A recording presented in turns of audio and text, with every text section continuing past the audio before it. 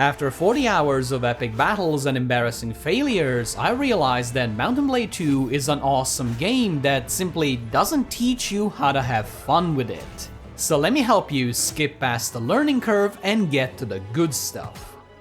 Your first order of business after finishing the tutorial should be to gain reputation.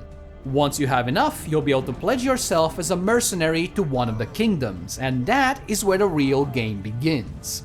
At that point, you can tag along with their armies, fight in massive siege battles, and eventually, unlike real life, even become one of the nobles. So, how do you do that?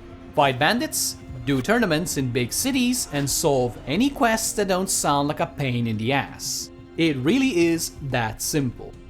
While it's going to be tempting to sell horses in the early game to make quick cash, resist that temptation. Having enough horses for everyone to ride on will greatly speed up your army and make the whole catch a bandit minigame a lot easier. You'll especially want to collect war mounts, as those are used to upgrade infantry into heavy cavalry, which are some of the strongest units in the entire game. The only horses you should sell are those ultra expensive fancy-pantsy noble ones. Once you've selected the best one for yourself, the rest are just kinda pointless. But if you aren't selling the horses, how do you pay the bills? In the early game, it's all about selling the loot you find in combat, doing easy quests, and betting on yourself in tournaments.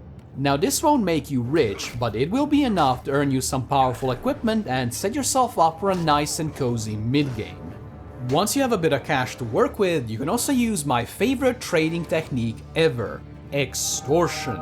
Purchase basic supplies like meat and beer in cities where they're basically free, and then sell them to recently besieged cities at absurdly inflated prices.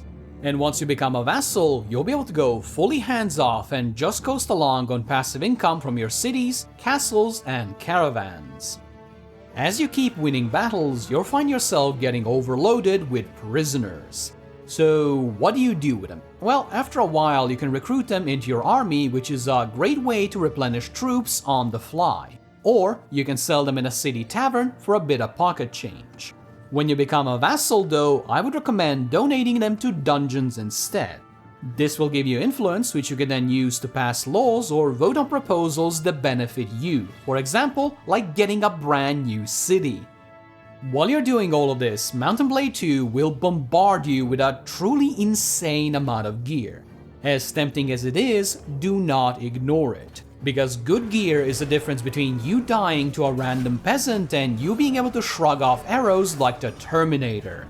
Early on, you'll want to peruse what the bandits have and take all of the best pieces for yourself. Once that stops being relevant, check every city you visit for any special weapons or armor they might have. Usually by sorting the shop by price, as they'll be at the very top. And while it might sound insane to give up most of your money for a brand new piece of equipment, this sort of stuff is exactly why you've been hoarding gold.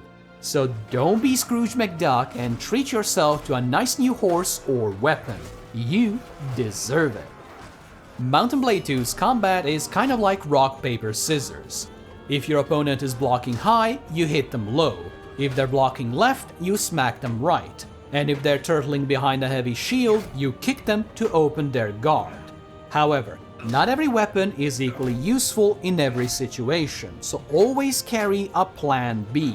For example, the glaive I used in my playthrough made me a whirlwind of death, as long as the opponent wasn't up close and personal with a big shield.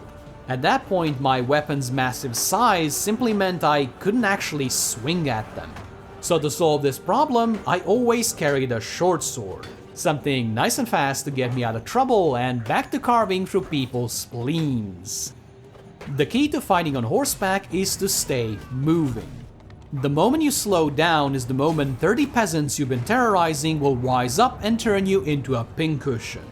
But if you're slamming into them at top speed, not only will they not have enough time to react to your shenanigans, but you also do bonus damage to them, as getting trampled by a giant warhorse tends to hurt.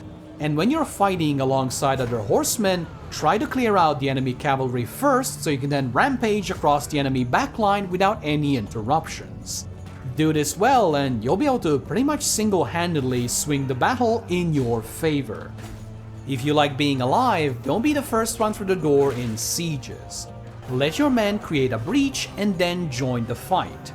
Once there, I found that circling the enemy formation and attacking them from behind is insanely effective. The AI doesn't seem to react to you backstabbing them until it's too late, so by doing this you can rake in an insane amount of kills and experience per fight. And if you're leading the siege yourself, I would recommend completely ignoring the siege equipment. They're slow, leave your troops super vulnerable, and don't really do anything special.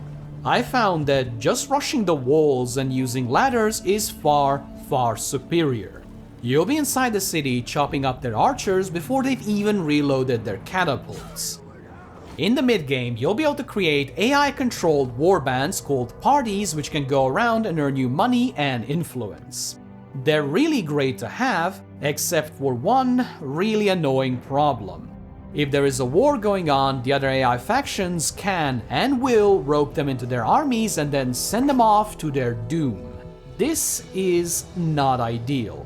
Since you cannot take them out of allied armies, your best bet is to form an army yourself and only invite your own parties.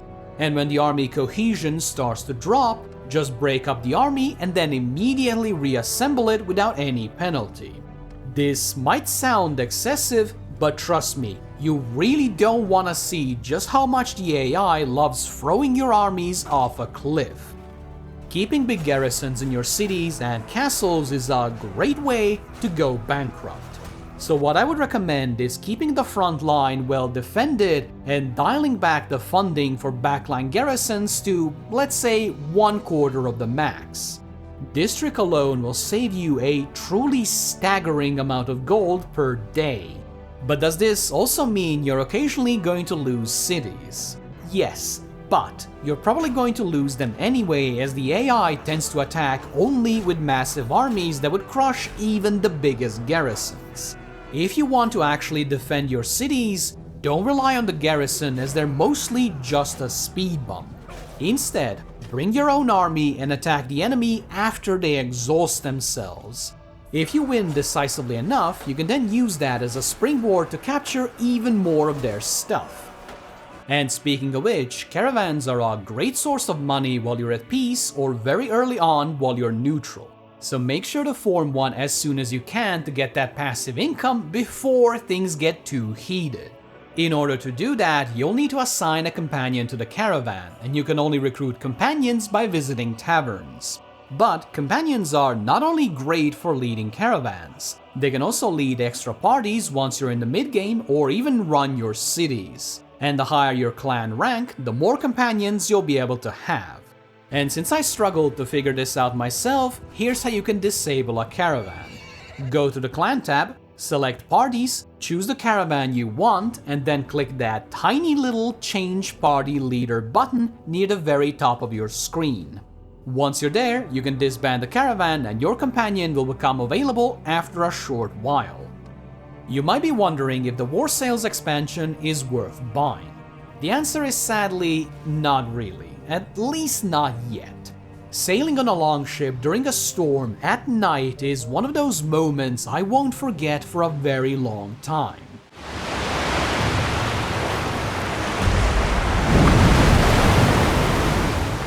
And the actual fights? Well, setting tiny ships on fire and then ramming them is always going to put a smile on my face. So what's the problem? Well, you don't really do any of that in a normal campaign.